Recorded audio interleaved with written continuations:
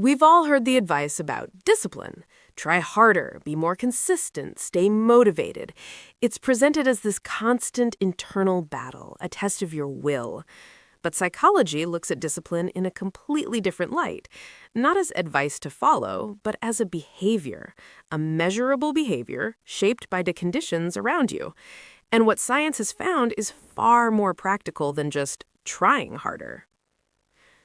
When we talk about discipline, the conversation usually lands on personality. Some people are just born disciplined, right? While others seem to struggle endlessly. But scientific research isn't interested in that question. It asks a much better one. Under what conditions does disciplined behavior actually happen?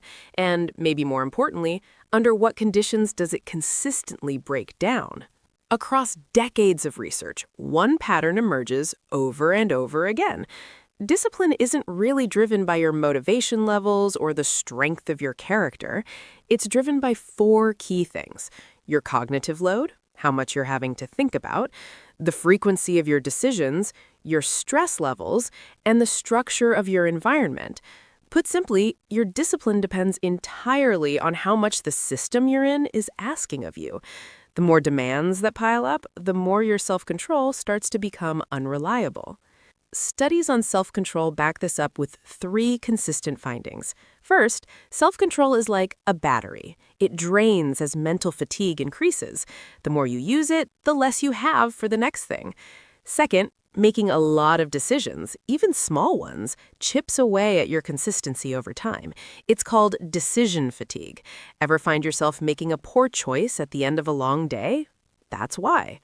And third, and this one is huge, our behavior is powerfully shaped by the defaults and the environment around us.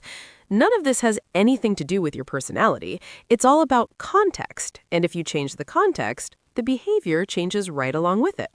This completely reframes how we should think about failure. When your discipline breaks down, it's not a sign of personal weakness. It's not a moral failing.